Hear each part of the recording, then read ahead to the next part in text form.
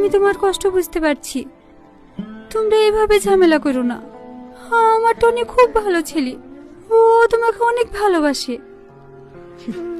ওর সাথে তো বিয়ে করেছিলাম, ভালোবাসার কুয়াশায় অভাবের খাদ দেখতে পাইনি। আমার অনেক স্বপ্ন ছিল, সুন্দর একটা সংসার হবে, হাসি থাকবে, আনন্দ থাকবে, অনেক সুখে থাকবো আমরা। না, সে স্বপ্ন আর স্বপ্ন নাই, আছে শুধু দুঃস্বপ্ন। সব সংসারে দুঃখ কষ্ট থাকে মা, টনি তো চেষ্টা করছেই। দেখবা ও খুব তাড়াতাড়ি চাকরি পেয়ে যাবে, তখন সব ঠিক হয়ে যাবে। চেষ্টা তো আমিও করছি নিজেকে আটকানোর, কিন্তু আর পাচ্ছি না। প্রতিদিন একটাই অশান্তি, সকালে উঠে চিন্তা করতে হয় কি খাবো কি পরবো, একটা জামা পছন্দ হলে যে নিজের স্বামীকে কিনে দিতে বলবো, সেটা কিনে দেওয়ার ক্ষমতা আপনার ছেলের নাই।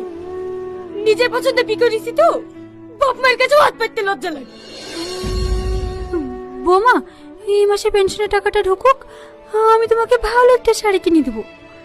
পান তো ৬,০০০ টাকা, ওই টাকা দিয়ে শাড়ি কিনলে সংসার চলবে কিভাবে? থাক, আমাকে আর বুঝাতে আসেন না, পারলে আপনার ছেলেকে একটু বুঝান। মুনিশ কাটলেও রোজ ৩০০ টাকা হয়। সালমা, ভাত ঢাকা থাকলেও খেলিয়ে।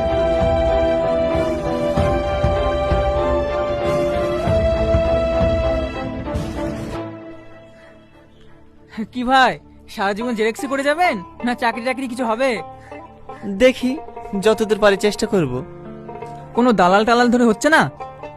না ভাই, এত কিছু পড়াশোনা করলাম, ঘুষে চাকরি করতে পারবো না। ও, চাচি কেমন আছে এখন? হয় আগের মতোই।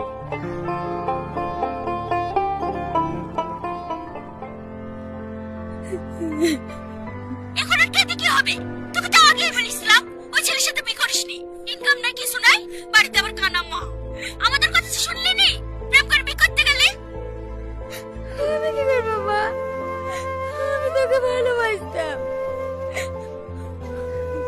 শুধু ভালোবাসাতে ভাত কাপড় হয় না, টাকাও লাগে। আমার কথা শোন, এখনো বাচ্চা কাচ্চা হয়নি, তুই বাড়ি চলে আয়, ভালো একটা ছেলে দেখে তোর বিয়ে দিয়ে দেবো। এখন রাখছি মা, পরে কথা বলবো।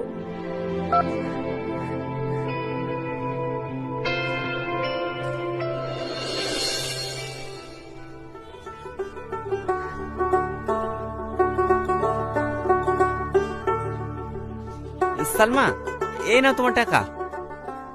কিসের টাকা? ওই তুমি সেদিন রেস্টুরেন্টে দিলা। তুমি টাকা কোথায় পেলা? ওই আরিফ ভাইয়ের সাথে। ধার করিছো? না মানে, সামনে মাসে বেতন পাইলে দিয়ে দেবো।